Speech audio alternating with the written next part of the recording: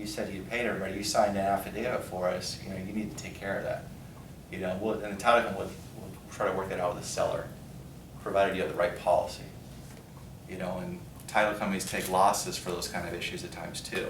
If we've given like an extended owner's policy and we miss some mechanics liens or it happens, and we can't get it from the seller, then a lot of times we end up taking a loss. Ends up being a title claim. So we're very careful with mechanics liens, as you guys should be too, on them, especially with our builders. That's, you know, when things go bad, that's when you start seeing a lot of mechanics liens. So if you buy a project from a builder that's in trouble, or you know, you need to be careful about those kind of things, or a new construction that you buy, or even a rehab property that you might buy that's 16 unit, right? There could be mechanics liens that show up a few months later. So that's why title, we're going to ask, hey, has there been any work done in the last 150 days? And if there has, we're going to say, okay, we need to see paid receipts. And if you don't tell us the truth, then we're going to come back after you after it closes, and there's a mechanics lien because you said there's nothing there. You know, most people are honest about that, but not always. So it's something really we're careful about, mechanics liens. So I thought I'd touch on that for you guys. Any leases on the property, right? If it's a multifamily, we want a copy of all the leases for the rents. You know, so we can see what kind of deposits, make sure we properly credit those security deposits and prorate the rents right. Because everyone's different on how we prorate the rents. Every contract's different on how we prorate the rents too. Some are in the seller's advantage, some are in the buyer's favor. It just depends. Do you count close of escrow? Do you not count close of escrow in your rent prorations? This seller in title is an LLC, so if it's LLC, we need to come up with the articles of organization. You know, if you're a partnership, we need your partnership agreement. So whatever entity you're buying in or you own it in, title company is going to need to see all those documents, right? And if those changes, they want to see that because we want to make sure it's a valid entity. We want to make sure the right person's signing for it. Because if it's an imposter, then we get a fraudulent deed, that's a title claim for us. So we try to avoid that. You know, occasionally we get husbands showing up with a woman who says it's her wife, but it's not really his wife, it's really his girlfriend or his mistress. And she signs the papers, she's got a fake ID. And then we take a huge title loss if we close that deal. But that happens. We have so many stories you can't even imagine. You know, people come in, or we tell them we need valid ID. They say, I'm going to go to the car and give my ID, and they never come back. That's happened. You know, we've had FBI in your office that's tracking someone, you know, and they'll sit down in the closing once in a while. There's a lot of scams out there. So you got to be careful, and people impersonating it, or a couple's getting a divorce, like, I don't want her to get the money. I'll bring my girlfriend in, we're going to sell the house, I'm going to get the proceeds. Then you hear from the wife 2 weeks after closing, who was on vacation in the Caymans, and comes home and there's people living in her house. And then she calls us, what happened? It's like, what do you mean? You signed the papers. So we try to avoid those things, we're very due diligent, but these are things that happen throughout the valley.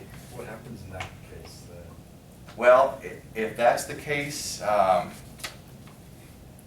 that case the wife is probably, she would have been due half the proceeds because it'd be community property.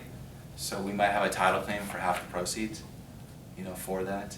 So it would probably be a title claim that we'd have to pay on that. And title companies have deductibles we pay with the underwriters, like we'll pay a certain amount, you know, maybe. But escrow losses, they're like dollar for dollar. So if we screw up on an escrow issue, it could be a $100,000 loss for a title company.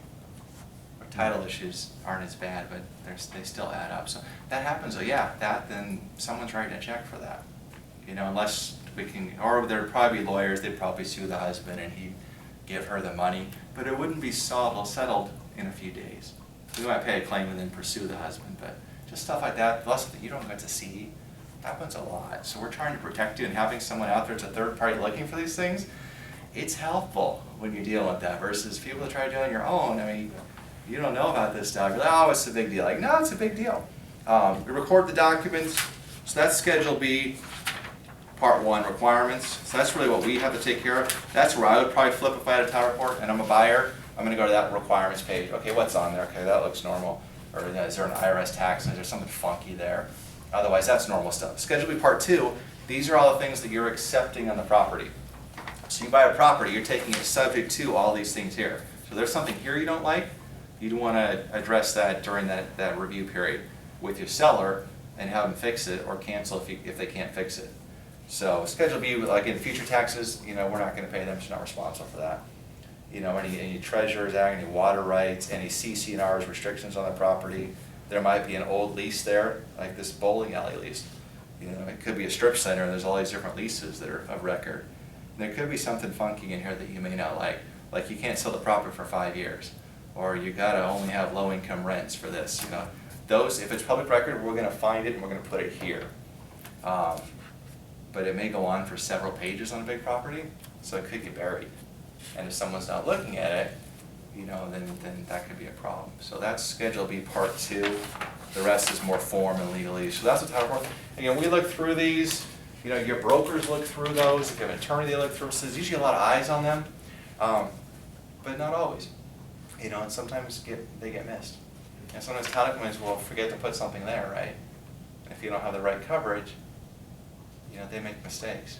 Try not to make mistakes, but they can be a really big financial mistake for you then. And the last thing is the settlement statement. This is what you're used to seeing on commercial. Renee, you've probably seen several of these. There's always debits and credits, right? This is a buyer settlement statement, debits and credits. If your credits are more than debits, you get money back. If your debits are higher than your credits, then you owe money. And this is what we do for closing. And we do settlement statements for residential and commercial these days because there's no HUD 1, right? Ever since October 1 of last year, all the CFPB regulations went into effect. No more HUD 1 settlement statement, right? Lending side, right, no more truth in lending disclosure, right? They have a loan estimate now they give you on the residential side. Commercial, none of the changes applied to commercial in October, but to residential they did, doing away with that HUD 1 settlement statement. So these debits and credits, if you're used to commercial, you're used to them. If you're used to residential, it's different, right? Because residential had the 3-page HUD 1 and everything was numbered, it's easier to read. For commercial, it's just straight debit credit, but we use this for all transactions now, so everyone should get used to see this type of a settlement statement, and we do that for every closing. The overall market's been really good. Market's fantastic. Multifamily's been leading the way like we talked about earlier. The builders can't build enough homes, so that's helping multifamily. That's why some people have really drawn to that multifamily investment. You know, the builders, again, maybe 19,000 homes they're going to build this year, which would be the highest in 6 years.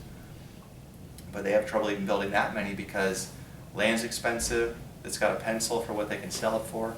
Commercial property, new home properties have kind of leveled out. Residentials are rising more of late. And it's hard to get the labor too, right? There's a labor shortage. So even if they have someone wants to buy it, a lot of these builders are taking 6 to 12 months, more like 9 to 12 versus 5 to 6 like they were maybe a year ago. So it's a longer delivery time too. The longer delivery time, people got to live somewhere, right? So they like your 16-unit apartment complex, or they like the luxury apartment complex, or they like the fourplex. So that's a really hot market now, but I think we talked about earlier, they're probably going to take some of that money and go into other areas. Like office is still struggling. I mean, there's certain areas, there's pockets that do really well. Tempe is really strong. You know, parts of Scottsdale are really good. You know, it just depends. But overall, you still got 20% vacancy office, right? So if you find the right property, that could be a good investment there. You know, so it's where you want to do your money, do an exchange. If you do an exchange, we can handle that for you. We don't do the exchange paperwork, but we deal with the exchange company for you, right? So if you're selling, we get the exchange paperwork from the exchange company, have everybody sign at closing. We would wire the proceeds to the exchange company, right? They would sit on them until you find your replacement property, and then we would handle the escrow for you, and we'd have the funds wired in. You just can't touch them for your exchange, right? But we can accommodate that. We're used to doing it, and we're doing a lot more, right? Many years we didn't see because no one had any equity, right? Like, you don't want to exchange losses, nothing to defer there. But now commercial's been doing so well that a really great opportunity for people to take advantage of that bought at the right time and can reinvest that money in other assets. So that's a lot of what I want to talk about. And John Sonal, Empire West Title, 602-538-6399 is my mobile. I office at 22nd and Camelback, but I'm all over town helping grow the company. Really appreciate the time, you guys. One of the best in the business. Thank you, John. Thank you. Yep.